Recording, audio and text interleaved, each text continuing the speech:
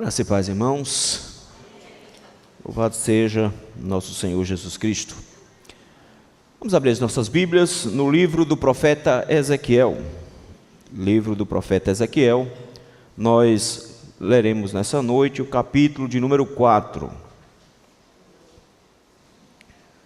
Livro do profeta Ezequiel, capítulo número 4. Nós meditaremos hoje em todo esse capítulo.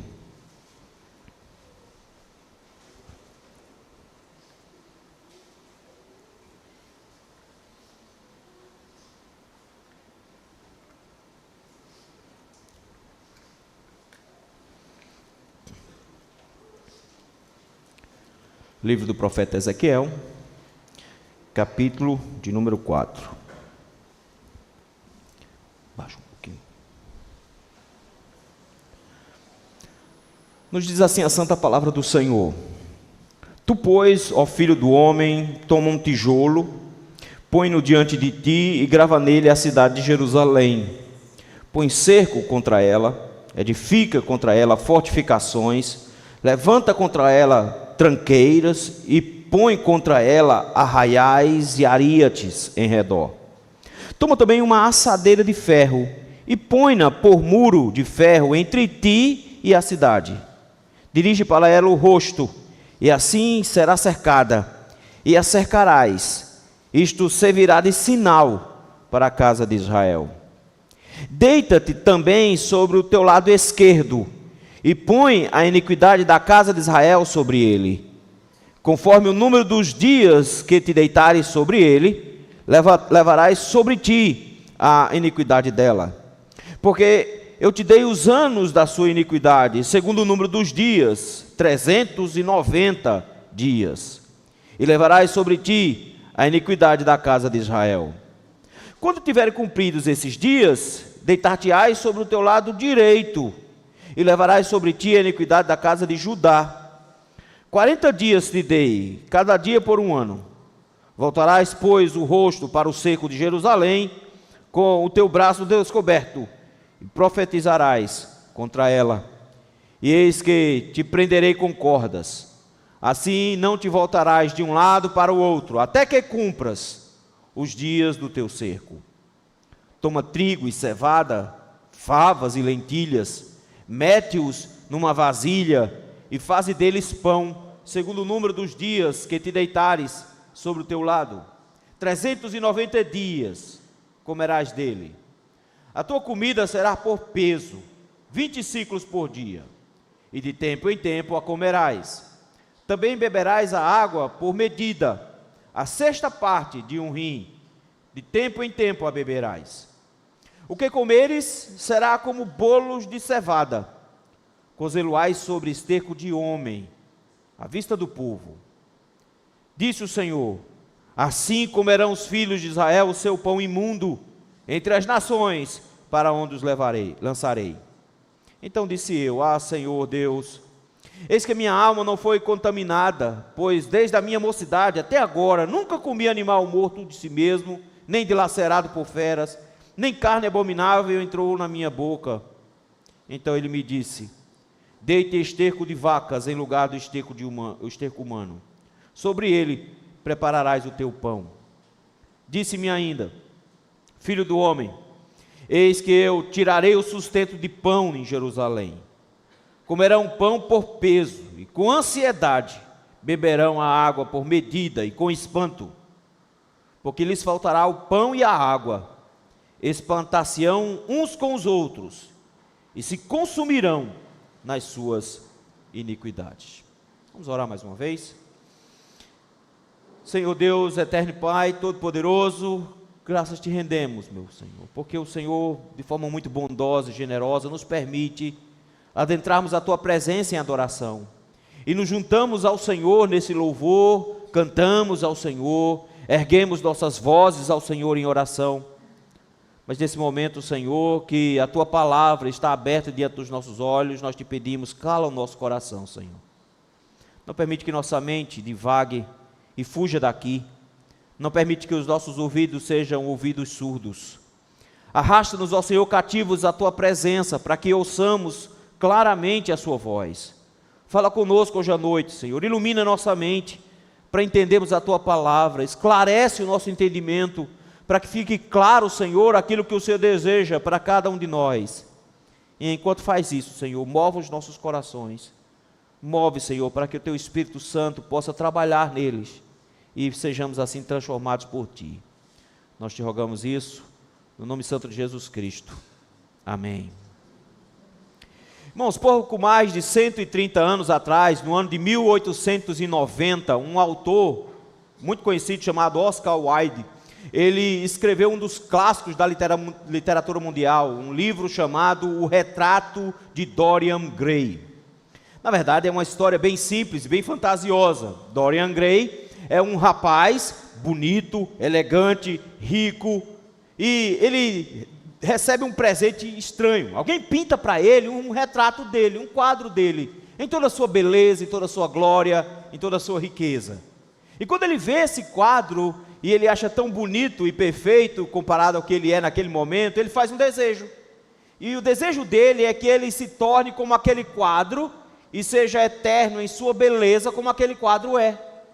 E a história se desenrola exatamente no fato de que o pedido dele é aceito.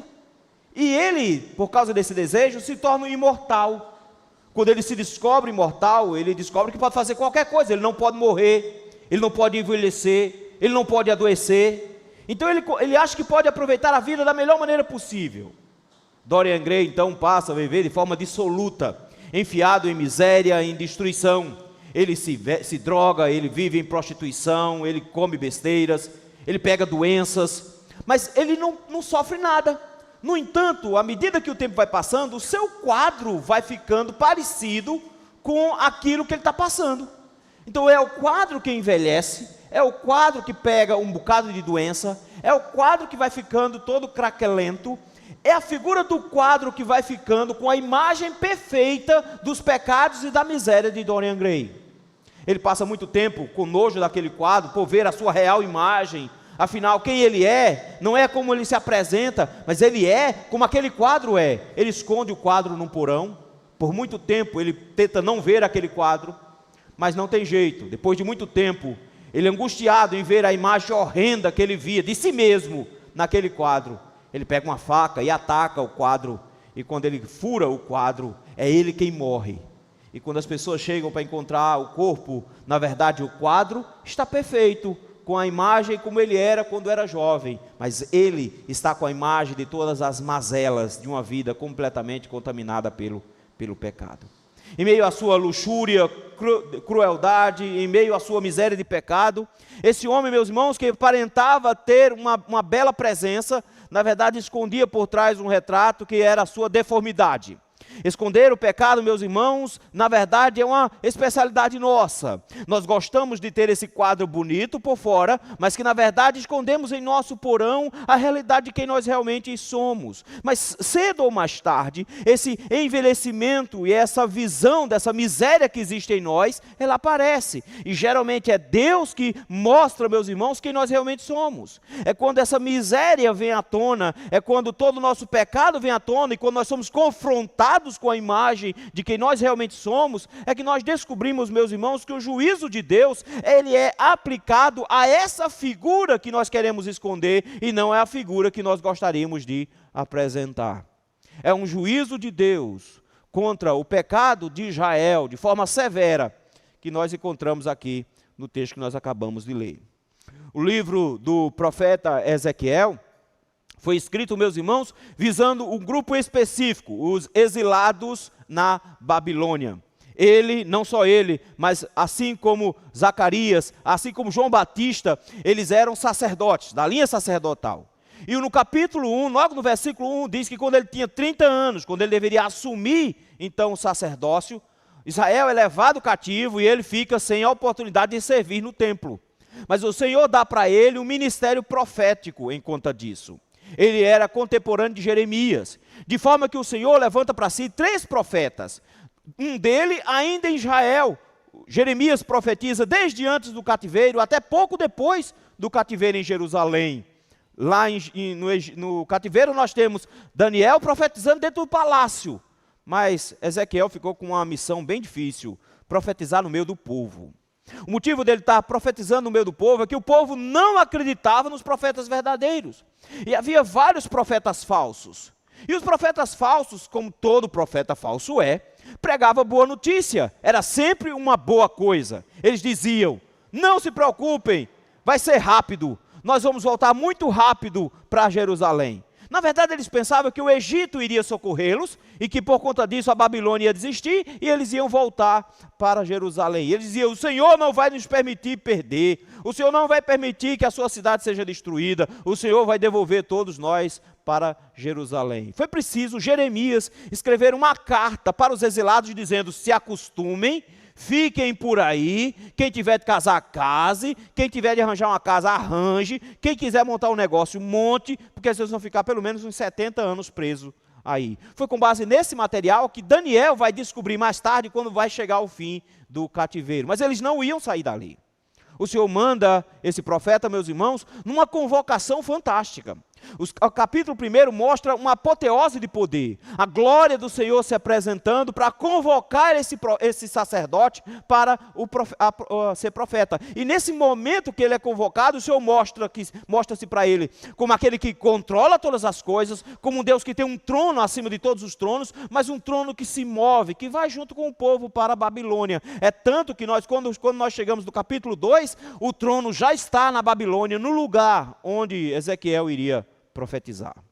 Mas Deus fez uma coisa estranha, porque Deus disse que ele deveria profetizar para um povo surdo, que não iria ouvi-los, porque eles eram casa rebelde. O que ele mais falou no capítulo 2 foi, casa rebelde, não escute, por isso pregue, quer eles escutem, quer não.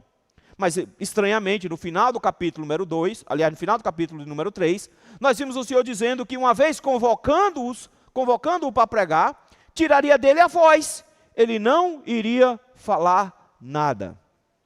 Por isso que os sermões do capítulo 4 e do capítulo 5 são encenações. Ele vai agora, meus irmãos, pregar para Israel, profetizar contra o pecado de Israel, e até o capítulo 24 nós vamos ter uma sequência inteira de sermões de juízo contra Judá, sermões de juízo contra Israel. Depois do capítulo 24, nós temos ele pregando contra as nações, sermões de juízos contra as nações, e por fim, a restauração, a promessa de restauração de Israel. O capítulo 4 e início do capítulo 5 é uma série de 4 sermões. 3 desses sermões estão no capítulo 4, e o último sermão está no capítulo 5, versículos de 1 a 4. Cada um desses sermões é, na verdade, uma encenação.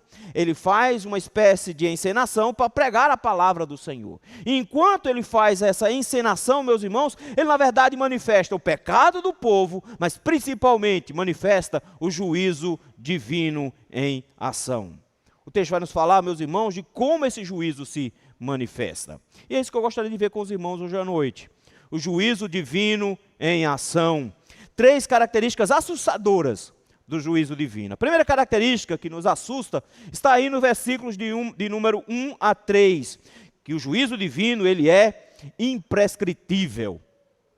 Versículo 1 ele começa com a expressão bem típica de Ezequiel, filho do homem. O Senhor chama o tempo inteiro assim, desde lá no início, na hora dele que ele foi vocacionado para o ministério. Filho do homem é porque o coloca no seu devido lugar. Diz que ele não é divino e que ele, por conta disso mesmo, está entre aqueles que são frágeis de Israel. Ele está o humilhando. É interessante que Cristo, nós já vimos isso, toma para si esse título para mostrar a sua humanidade, tão humano quanto qualquer um de nós. Mas ele começa no versículo 1 dizendo que esse profeta, que ele chama de filho do homem, deveria tomar um tijolo. Isso era muito comum naquela região. Eles faziam uma espécie de tijolo de argila não queimado. Esse tijolo era usado para construções, mas nesse caso aqui, ele pega um tijolo que ainda está sendo produzido. Então, aqui tudo indica um tijolo que ainda está mole e que vai endurecer no sol. E o que o Senhor manda ele fazer é interessante. Ele deveria, veja aí o versículo número 1, gravar nele a cidade de Jerusalém. Ele deveria fazer uma espécie de mapa, como se fosse uma maquete da cidade, com aquele tijolo de barro. Dificilmente alguém que saiu de Jerusalém não ia reconhecer naquele tijolo o desenho da cidade. Porque todo mundo conhecia as ruas, e na hora que as pessoas olhassem, eles iriam ver a cidade de Jerusalém ali naquele tijolo. Ele faz uma representação da cidade de Jerusalém nesse tijolo. Mas a partir do versículo 2, meus irmãos, a coisa fica bem assustadora. Porque no versículo número 2 diz que ele vai pegar esse tijolo e vai, ilustrando como se fosse Jerusalém, montar um cerco da Babilônia ao redor dele. E o cerco é muito bem montado no versículo 2. No versículo 2 ele diz, põe um cerco contra ela. É como que dizendo, monte uma espécie de exército. E ele deveria usar um bocado de coisa. O texto usa a expressão tranqueiras. Ele deveria usar terra, deveria usar barro, pedra. O que tivesse por perto ele deveria juntar e fazer um cerco ao redor, ilustrando justamente os soldados ao redor da cidade de Jerusalém. Monte um cerco, edifica que ele chama de fortificações, era uma espécie de torres, ora rampas de acesso, faça isso tudo, monte arraiais, ou seja, monte as estruturas que vão parecer exércitos montados para invasão, e tenha também aríates lá também, que eram toras de madeiras, que eram usadas para bater nas portas, como se fosse um martelo, e arrombar as portas de uma cidade. Ele diz, faça isso. Note que ele está dizendo, monte um exército completo, está vendo? Com arraiais, com tranqueiras, com aríates, com torres, com fortificações, com tudo ao redor. Monte uma maquete de como será a situação de Jerusalém no futuro, por meio desse cerco. Isso, meus irmãos, é interessante, porque isso realmente vai acontecer. Mais tarde, meus irmãos, realmente no ano 588, a Babilônia vai cercar Jerusalém, e Jerusalém vai ficar sem nenhuma saída. Eles não vão ter o que fazer, a não ser se render no final, do mesmo jeito que ele vai desenhar aqui. Mas eu creio que tem mais assustador o versículo 3. Porque no versículo 3 ele diz assim, toma também uma assadeira de ferro. Isso aqui era uma coisa que com certeza ele tinha. Ele tinha porque era um instrumento que o sacerdote usava. Essas assadeiras de ferro, era uma frigideira mais ou menos, que era usada nos sacrifícios. Então todo sacerdote provavelmente tinha uma assadeira dessa.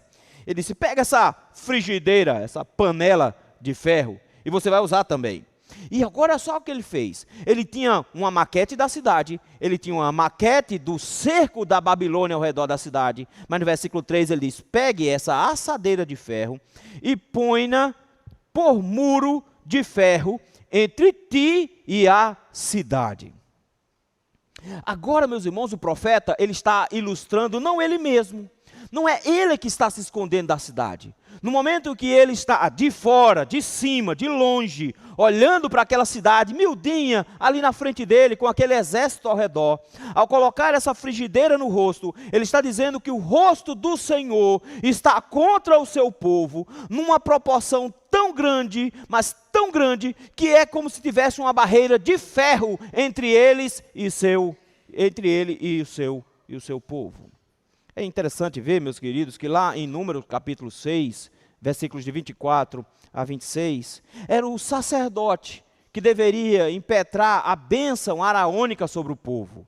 E entre os aspectos relacionados daquela bênção araônica, ele pedia que o Senhor resplandecesse o seu rosto sobre nós. Era isso que ele pedia. Nesse momento o Senhor está dizendo que ele não iria resplandecer o rosto sobre Jerusalém. O problema maior de Jerusalém não era porque eles estavam cercados, porque eles já estiveram cercados em outros momentos. O problema de Jerusalém não era porque existia Babilônia contra eles, porque o que é a Babilônia diante de Deus? O problema de Jerusalém é porque Deus estava contra eles, que aquele cerco que estava sendo montado não era a Babilônia que estava fazendo, era Deus que estava fazendo. E nesse ato divino de fazer, ele está dizendo, é inevitável, não dá para odiar, Deus vai fazer do jeito que ele quer, e não adianta vocês orarem de maneira nenhuma. É incrível porque em Lamentações, capítulo 3, versículo 44, é exatamente essa imagem que o profeta Jeremias vai passar. Ele diz que o Senhor colocou como que uma nuvem na frente dele, para ele não ouvir as orações, os clamores daqueles que estavam no cerco. Ele fala então de uma barreira que Deus cria, de forma que as orações deles não serão atendidas. Deus se levantou contra esse povo, meus irmãos, e aqui com todas as letras diz: eu vou olhar para eles com um rosto irado. Veja o final da expressão: dirige a ela o rosto, e assim será cercada, e a cercarás, e isto servirá de sinal para a casa de Israel. Ele está dizendo: o seu rosto coberto por uma panela de ferro vai mostrar que eu estou contra esse povo, que o cerco não é uma artimanha de Satanás, que o cerco sou eu que estou fazendo, que o meu juízo está sendo estabelecido contra vocês, e não tem como vocês se livrarem disso. É imprescritível, não tem como vocês se livrarem disso. Um juízo iminente, inevitável. Era isso que havia sobre eles. Ele disse: esse é o sinal que eu tenho contra vocês. Deus anuncia aqui, meus irmãos, um julgamento que virá. E é terrível saber disso, porque em Números ele diz que ele não mente de maneira nenhuma. Ele não é filho do homem para que minta, ele não é homem para que minta, nem filho do homem para que se arrependa. Números capítulo 23, versículo de número 19. Nesse momento ele está dizendo, meus irmãos, que quando ele se levanta para se irar contra alguém, quando ele se levanta em juízo contra alguém, não há quem possa impedi-lo. Agindo Deus, quem impedirá? Se ele resolve, meus irmãos, punir alguém, se ele resolve executar juízo sobre alguém, ninguém consegue segurar a mão dele. Nesse instante o Senhor está dizendo para Israel: vocês não conseguirão fugir do juízo do Senhor. Juízo divino em ação, meus irmãos. A primeira característica assustadora desse juízo divino é que esse juízo divino é imprescritível. Mas em segundo lugar, é um juízo divino, ele é proporcional, versículos de 4 a 8. Ele vai dar uma segunda encenação que ele deveria fazer, enquanto aquela maquete estava ali na frente dele. As pessoas vinham para ver o profeta. Alguns não gostavam, mas alguns vinham pelo menos por curiosidade. Já imaginou, se você tem um lugar pequeno, todo mundo não tem televisão, e tem um profeta fazendo alguma presepada todo dia, todo mundo vai dar uma olhada, não é? De forma que o Senhor estava usando a curiosidade dele para pregar para eles. O profeta não está dizendo nada, mas todo dia eles iriam lá para conferir o que é que o profeta estava fazendo. E Deus dá uma ordem interessante. A ordem para o Senhor dar para o profeta é para o profeta se deitar na frente daquela maquete. Ele iria se deitar agora para ilustrar, meus irmãos, uma coisa terrível. O quanto Deus suportou de pecados daquele povo e o quanto Deus ia fazê-los pagar. O texto nos diz, meus irmãos, no versículo número 4, que a ordem era: primeiro, deita-te também sobre o teu lado esquerdo. Ele deveria deitar-se de lado. O seu braço direito ficaria livre para fazer outras coisas, inclusive comer, nós vamos ver daqui a pouco, assim como tomar água. Mas ele deveria ficar deitado. A pergunta que a gente faz é se ele deveria ficar deitado o tempo todo. A maioria dos comentaristas dizem que não necessariamente, ele era uma encenação, lembram? Então aqui tudo indica, quando o povo chegava, ele ia lá para deitar e ficava, enquanto o povo ficasse por lá, depois ele voltava para fazer outra coisa. Afinal de contas, ele precisava levantar para fazer uma outra coisa. Mas ele tinha um prazo aqui. O texto diz: se deite sobre o seu lado esquerdo e põe a iniquidade da casa de Israel sobre ele. Ele está dizendo que o profeta vai levar a iniquidade do povo. Essa imagem, meus irmãos, é interessante porque é a mesma imagem do sacerdote, que representava o pecado do povo. O que ele está dizendo aqui é que o profeta vai representar o pecado do povo enquanto deita-se do seu lado esquerdo. Enquanto ele se deita do seu lado esquerdo, tem um tempo que ele deveria ficar deitado. O texto diz que ele iria representar esse pecado conforme o número dos dias que te deitares, sobre ti levarás a iniquidade dele. Ou seja, por quanto tempo você ficar deitado, é o tempo de pecado desse povo. E, meus irmãos, é assustador quando chega no versículo 5 e diante. Porque ele diz assim: o que te dei? Os anos da sua iniquidade, segundo o número dos dias. E aí fica esquisito, porque ele está dizendo: para cada dia que você ficar deitado do lado esquerdo, equivale a 1 ano que eu passei. Esse profeta iria ficar aqui, meus irmãos, de acordo com o versículo de número 5, 390 dias deitado do lado esquerdo, suportando o pecado do povo, porque o povo estava pecando contra Deus. Mas para cada dia que o profeta ia ficar, 390 dias, mais do que um ano, deitado do lado esquerdo, Deus tinha suportado 390 anos de pecado de Israel. Isso aqui, meus irmãos, é difícil de entender, porque quando a gente faz as contas, nunca casa direita, os números ficam meio atravessados, mas é mais ou menos, desde a época de Jeroboão, quando houve a divisão do reino, até agora, Deus estava juntando, porque lembre que no reino de Israel, não teve um rei que prestasse, e desde a divisão, até a Babilônia, eles foram idólatras do início até o fim. O Senhor está dizendo, 390 anos eu aguentei, quase 400 anos eu aguentei, esse povo pecando. Você vai aguentar, ao mesmo tempo em dias, do seu lado esquerdo, porque esse foi o tempo que eles levaram pecando. Você vai levar, versículo 5, a iniquidade da casa de Israel sobre você. Quando você acha que vai ficar bom agora, finalmente, versículo 3, o negócio piora, porque agora está na hora de ir para o outro lado.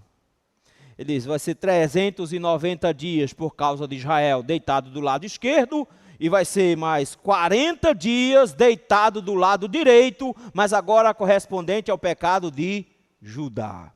Ele diz, quando tiveres cumpridos esses dias, deitar-te-ás sobre o teu lado direito, e levarás sobre ti agora a iniquidade da casa de Judá. Porque não é só Israel que tinha pecado, Judá tinha pecado também. Agora ele diz que durante esses 40 dias equivale também a um ano. Foram 40 anos de pecado de Judá. Isso dá mais ou menos desde o período de Josias em diante, que foi justamente quando Israel abandonou a lei, quando Israel teve um início de avivamento, mas em seguida caiu, e caiu feio, não se levantou mais, até o dia que veio a destruição de Jerusalém. Mas eu acho interessante, o Senhor aguentou quase 400 anos de Israel, mas não aguentou nem 40 anos direito de Judá. Porque contra Judá teve mais luz, teve o filho de Davi no trono o tempo inteiro, teve os sacerdotes lá por perto, teve instrução da palavra, teve reis que temiam ao Senhor, mas no momento que eles caem, o juízo do Senhor sobre eles é mais rápido e mais duro. É mais rápido porque eles tiveram mais luz, porque o juízo do Senhor vem primeiro sobre a sua casa.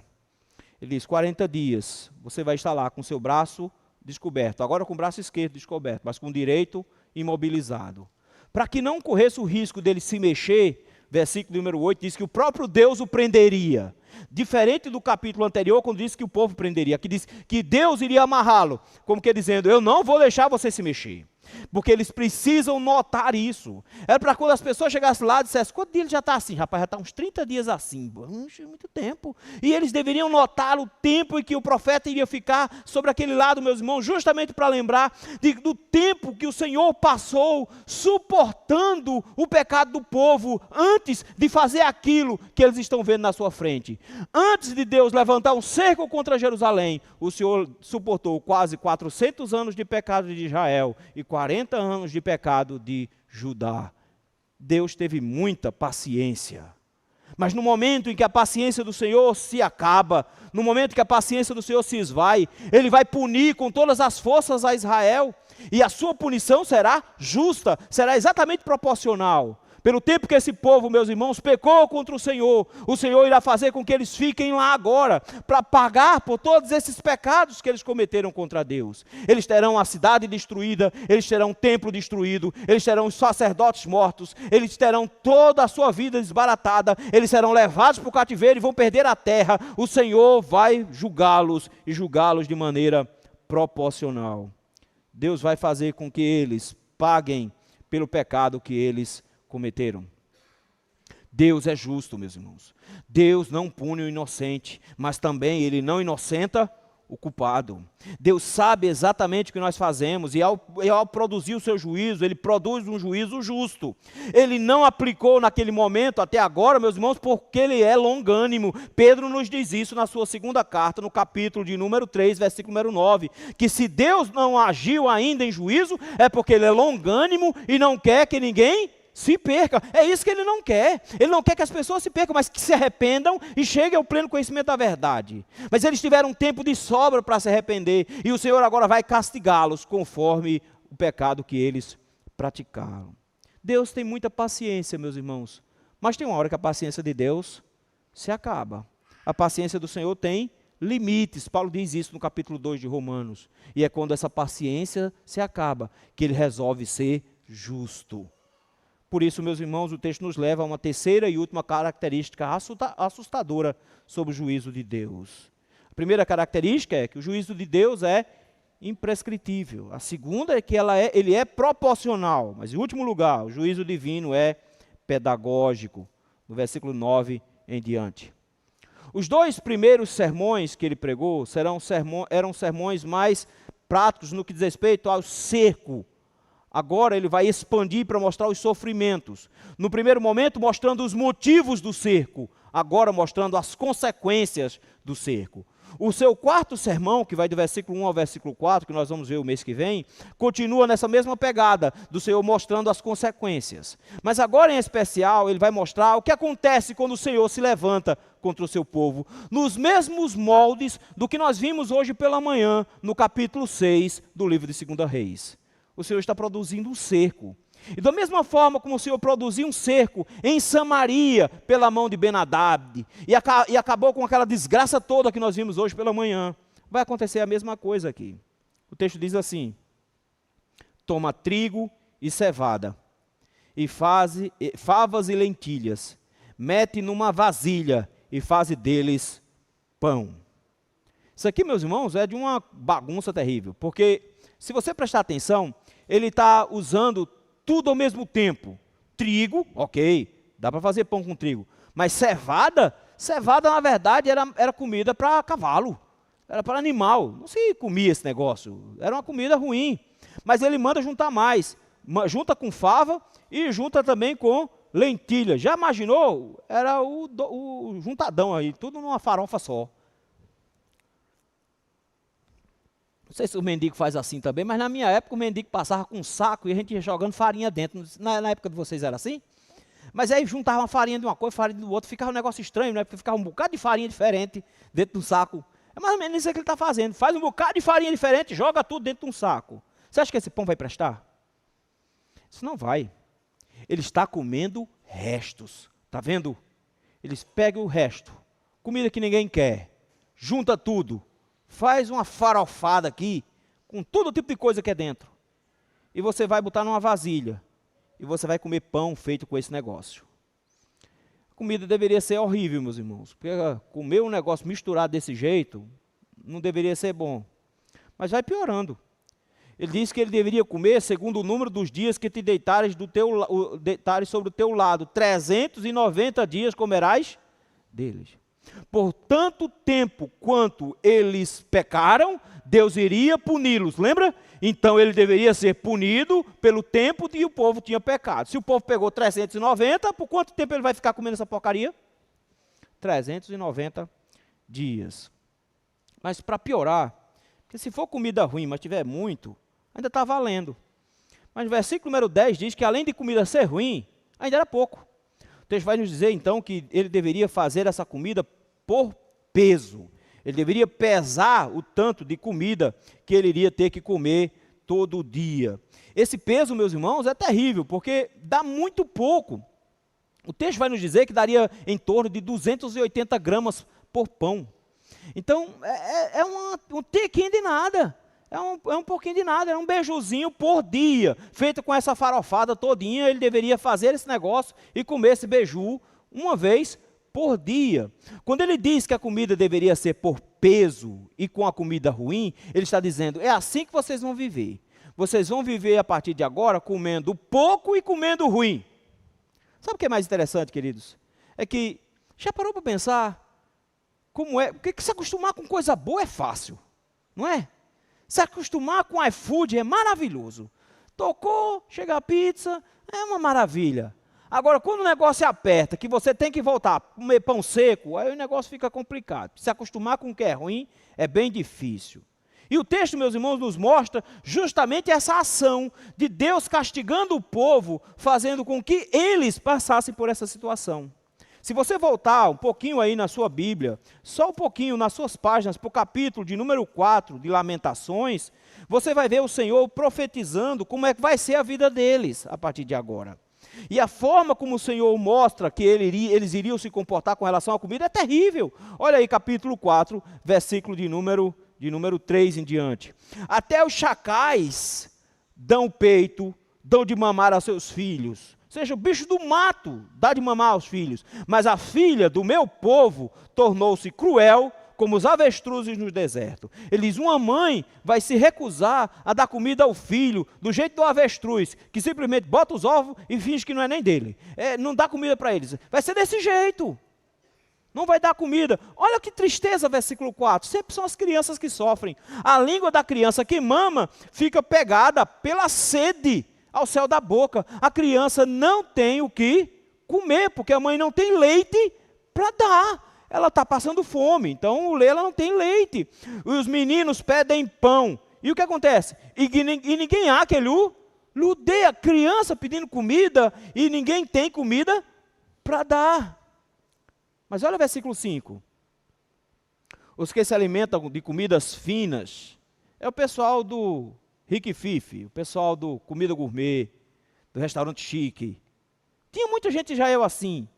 Povo de pele branca, versículo 7. Nunca pegou sol, tá vendo versículo 7? Povo de pele lisinha, branca, nunca pega sol. Ricos, pessoal bonito, ruivo, versículo 7.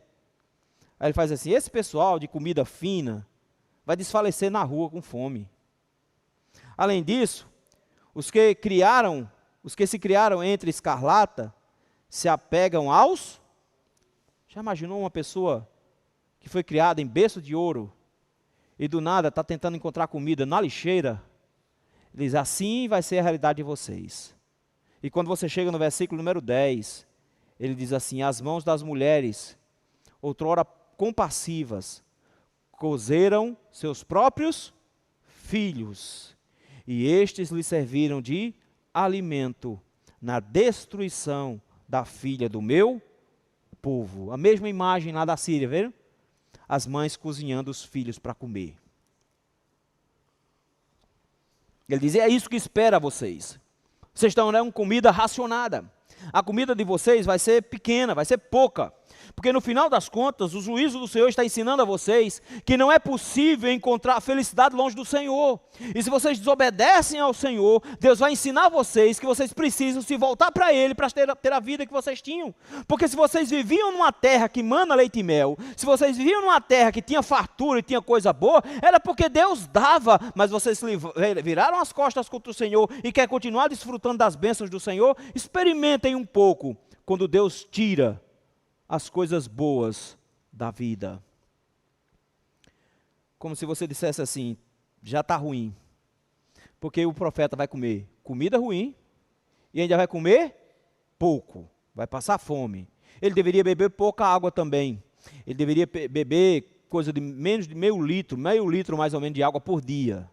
Era isso que ele bebia de água. Ele iria passar por uma desidratação terrível, isso dá dor de cabeça, dá náusea, dá um bocado de coisa ruim. Ele deveria passar mais de ano só tomando esse negócio.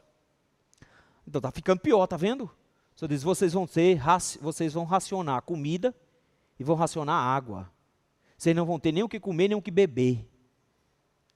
Aí você pensa, agora já ficou o máximo de ruim que pode. Mas o Senhor tem uma coisa pior ainda no versículo de número 12. Porque o Senhor diz assim, você vai fazer este pão e vai cozinhar esse pão usando cocô como brasa. Cocô de gente. É isso que o Senhor está dizendo. Irmãos, isso aqui era de uma profanação terrível. Porque o Senhor tinha dito sempre para Israel que tivesse cuidado com isso. O Senhor, inclusive, mandava enterrar, para ele não ver as fezes das pessoas na rua.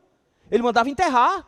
E agora ele está dizendo, pegue fezes de gente, seca, junte tudinho, faz um bolinho. E vocês acham que tinha uma assadeira para fazer esse beiju, era? O beiju na época, você fazia uma espécie de pizza, com água, mexendo essa farinha, fazia essa espécie de pizza e jogava em cima da brasa. Então não é uma panela separando. Imagina a imagem, negócio assim, pegando fogo, e você pegando o seu beijuzinho e assando de um lado, assando do outro, para comer. Mais do que uma comida nojenta, isso aqui é uma comida imunda. E eu acho bonito, meus irmãos, porque o profeta fica angustiado com isso. Ele não tem problema nenhum em comer a comida que o Senhor está mandando ele comer. Mesmo que a comida seja nojenta, ele não tem problema nenhum. Mas o Senhor está dizendo, você vai comer, versículo número 13, pão imundo. Vocês vão comer uma comida que os afasta da minha presença. Vocês vão comer uma comida que vão distanciar vocês de mim. Foi a maior preocupação de Daniel, lembram? Logo no capítulo 1, quando Daniel chega na Babilônia, a maior preocupação dele era, que é que nós vamos comer? Não dá para saber o que eles nos servem. Eles vão servir de todo jeito. Mas nossa preocupação é se o Senhor vai se agradar de nós. Ele não vai. Por isso ele tenta de todas as maneiras fazer um acordo para dizer, não, a gente fica só comendo legume, verdura e água, a gente não quer comer mais nada, vai dar certo, mas é difícil para eles, porque eles não querem se contaminar, e o texto diz com todas as letras, resolveu Daniel firmemente em seu coração não se contaminar com as iguarias do rei. O que é que Deus diz agora para o profeta, que é sacerdote? Deus diz, pega essa porcaria desse pão, assa em cima de fezes humanas. De fezes humanas. O profeta podia dizendo assim, que nojo, não vou aguentar um negócio desse, não vou fazer um negócio desse. Ele diz, mas ele não diz dessa maneira. Olha como é que ele diz, versículo 14, olha qual é a preocupação dele. Você acha que ele está preocupado porque ele vai fazer comida em cima de fezes? Não é essa a preocupação dele. Olha a preocupação dele. Disse eu, Senhor Deus, eis que minha alma não foi contaminada desde a minha mocidade até agora. Nunca comi animal morto de si mesmo, nem dilacerado por feras, nem carne abominável entrou na minha boca. Ele pede para que o Senhor não o afaste, está vendo? A preocupação dele não é com a comida nojenta. Mas Senhor, veja só, eu sou da família do sacerdote, minha comida sempre era feita assim, eu gostava desse miojo com aquele negocinho por cima, assim. Senhor, ele não pode comer assim, Senhor, é comida nojenta, Senhor, não tem um jeito de fazer, não. Ele não está preocupado com o nojo, está vendo? Ele está preocupado com a sua alma. Ele diz, Senhor, isso vai me contaminar. Passei minha vida inteira me dedicando ao Senhor, preocupado com santidade. Eu sei que é uma ordem do Senhor. Mas, Senhor, a minha alma vai ser manchada com isso aqui. Sabe o que é que Deus faz? Deus muda. Deus atende ao profeta. Muda a regra. O Senhor diz, tá bom. Versículo de número 15. Tá bom, vamos trocar então. Deite esterco de vacas em lugar de esterco. Bem melhor, gente. Bem melhor. Esterco de vaca, basicamente... feno triturado. É palha triturada. Queima melhor. Só uma fumaceira danada, mas tudo bem. Muito melhor. Inclusive, era usado naquela época para fazer fogo. Eu mesmo já usei para fazer fogo. Dava um foguinho legal. Fica uma brasa boa. E não tem aquele cheiro podre que os outros têm, né? O Senhor diz, a questão não é o nojo. Está vendo que ele vai continuar fazendo a comida em cima de fezes. Mas para fezes de vaca não contaminavam, porque não existia uma prescrição lá em Levítico que dizia que eles não podiam fazer. Pelo contrário, podia fazer. Ele disse, então, ok, você vai fazer essa sua comida nojenta. Mas não vai ser em cima de fezes humanas para que você não seja contaminado. Mas ainda vai ser sobre fezes. E aí o Senhor descarrega todo o seu juízo no versículo de número 16, explicando agora. Nota como ele é pedagógico. Disse-me ainda, filho do homem, eis que eu tirarei o sustento de pão de Jerusalém, em Jerusalém. Comerão o pão por peso, e com ansiedade beberão a água por medida e com espanto. Porque lhes faltará o pão e a água, espantar-se-ão uns com os outros, e se consumirão nas suas iniquidades. O pecado iria fazer com que eles fossem consumidos. Isso aqui é magreza. Isso aqui é definhar por desidratação, definhar por inanição.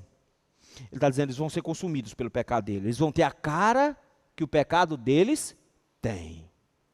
Que peso, meus irmãos, o Senhor dá aqui para ensinar ao seu povo o tamanho da distância que eles tinham de Deus, O Senhor levanta sobre eles fome extrema, necessidade extrema e imundície extrema para lembrá-los que eles precisavam voltar para o Senhor. A distância de Deus estava tirando deles o básico da vida. Eles não tinham nada. O Senhor está ensinando para eles que o que eles tinham de melhor era porque eles estavam com Deus. Mas se uma vez eles querem viver sem Deus, o pecado tira tudo que eles têm e dá agora somente a eles o que eles merecem. Se eles tinham alguma coisa de boa, era Deus que dava, não era o merecimento deles, mas o que eles merecem agora, é isso que eles vão ter. Comida ruim, pouca, escassa e nojenta, é isso que eles vão ter. O Senhor dá com todas as letras a consequência do pecado deles. Quando nós olhamos, meus irmãos, esse texto, e vemos o juízo colocado sobre Israel, especificamente sobre Jerusalém, nós nos lembramos de um Deus que executará juízo sobre todas as pessoas.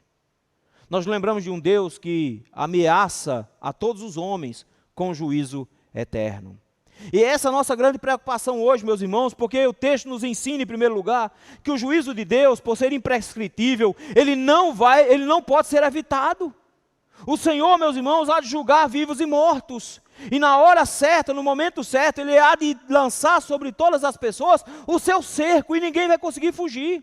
A certeza de um juízo divino, meus irmãos, deveria nos assustar e nos deixar preocupados.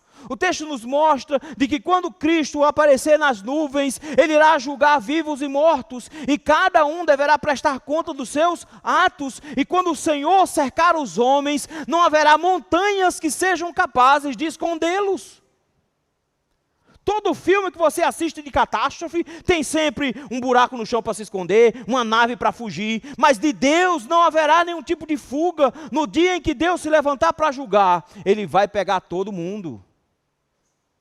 Ele vai encontrar cada pessoa, homens bravos, fortes, arrogantes e insolentes, feito meninas gritando fino debaixo de uma cama. Ele vai arrastá-los pelos pés e vai julgá-los. Isso aqui, meus irmãos, é assustador exatamente porque quando o Senhor promete juízo, em segundo lugar, Ele nos promete proporcionalidade. Ele diz que a alma que pecar, essa morrerá.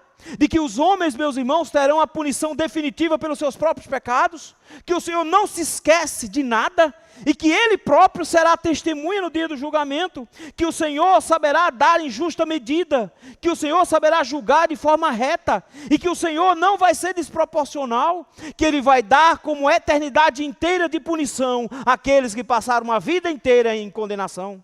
Que o Senhor vai colocar essas pessoas em punição eterna, para que possam pagar eternamente pelo tamanho da gravidade do seu pecado cometido. Ah, pastor, mas só foram 90 anos, mas para cada pecado precisa uma eternidade inteira para pagar. Se você vê uns 90 anos, para cada pecado que você pecou for 1000 e pouco, se for 1000 e pouco, tem uns 1000 e pouco eternidade para pagar, então até terminar.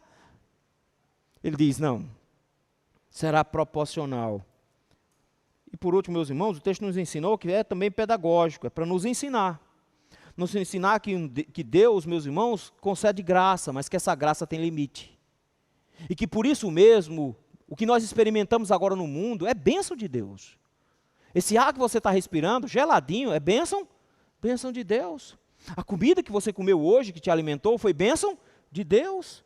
O seu corpo se movimentando e funcionando, bênção de Deus. O fato de você conseguir chegar aqui foi tudo bênção de Deus. Mas quando o Senhor tira, o salmista nos diz que quando o Senhor volta o seu rosto, todos os animais perdem o seu fôlego. Quando o Senhor retira a sua graça, o nome disso é inferno.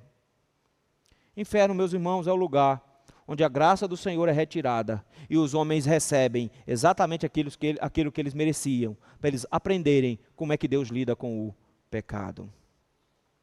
Quando nós nos deparamos com uma gravidade tão grande de juízo de Deus, a primeira coisa que nós precisamos, meus irmãos, entender como lição hoje, é que nós precisamos urgentemente temer ao Deus que nos chama ao arrependimento.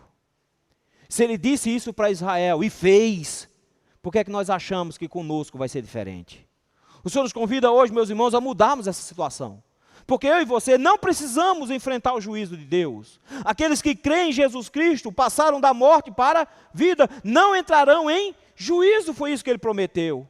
O Senhor, meus irmãos, nos promete hoje uma saída para esse juízo assustador. O Senhor nos promete hoje uma condição, uma maneira de nós fugirmos dessa situação. Não se esconda por trás dos anos de crente que você tem. Não se esconda por trás de uma família de crente que você possui, 4ª, 5ª geração. Não se esconda por trás das coisas que você faz na igreja. Não se esconda por trás de justiça própria. Se esconda por trás da cruz de Cristo, o único lugar seguro da ira divina. Você precisa hoje se arrepender dos seus pecados, clamar ao Senhor por misericórdia, porque esse juízo que o Senhor prescreveu sobre Jerusalém cairá sobre a cabeça de todos os homens que não se arrependerem dos seus pecados. O Senhor nos convida hoje a um arrependimento sincero. O Senhor nos convida hoje a mudança real de vida. O Senhor nos convida hoje a nos rendermos a Cristo de forma verdadeira. Para que a cruz de Cristo e o seu sangue derramado sobre as nossas cabeças nos faça puros, limpos, alvos como neve. Para que a graça do Senhor nos alcançando, ao invés de juízo, recebamos glória eterna da parte dEle. Mas isso eu creio que nos dá um segundo desafio também hoje à noite. Além de reconhecer a necessidade que eu tenho de arrependimento para não ser alvo do juízo, isso me leva a reconhecer a urgência que é pregar o Evangelho para pessoas que estão à beira desse juízo. Nós não sabemos quem são as pessoas que estão próximas a nós, nem quais pessoas estão próximas a encarar esse juízo ainda hoje. O Senhor, meus irmãos, para cada morte que acontece, é um juízo que se estabelece. O Senhor nos convida a pregar o Evangelho. Porque como não existe outra maneira dessas pessoas fugirem da ira divina, elas precisam conhecer a Cristo. Eu e você temos a solução e nós escondemos dentro de casa. Nós fingimos que essas pessoas não existem. E nós vivemos como se elas não estivessem sendo condenadas. O Senhor instrui o profeta a falar para esse povo, para eles se arrependerem. O Senhor instrui o profeta a mostrar que o juízo de Deus é certo, é verdadeiro, é justo, é proporcional, mas para que essas pessoas fujam para Deus. O mundo precisa saber disso. As pessoas aí fora, meus irmãos, estão caminhando a passos largos para o inferno sem saber. Elas acham que está tudo bem. Elas não conseguem enxergar o abismo para o qual elas estão caminhando. Mas você e eu podemos ver. Então alerte, explique, diga, vá e fale para essas pessoas. Arrependei-vos, porque é chegado o reino de Deus. Arrependam-se. Arrependam-se, para que o juízo de Deus seja sobre só a cabeça cancelado. Arrependa-se, para que o Senhor não derrame sobre você a sua ira no dia final. Dorian Gray, meus irmãos, ao ver o seu retrato, via quem ele realmente era e não suportou. Porque aquilo que estava escondido, uma hora vai ser revelado. O exposto, meus irmãos, dos pecados de Dorian Gray o levaram ao desespero e à morte.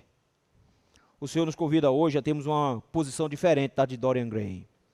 Que ao invés de escondermos os nossos pecados, numa tentativa de fingir que eles não existem, nós somos convidados hoje ao real arrependimento e a conclamar as pessoas ao arrependimento, para que o juízo do Senhor seja cancelado sobre as nossas cabeças e sobre a cabeça daqueles que nós amamos. Que o Senhor nos dê graça, meus queridos.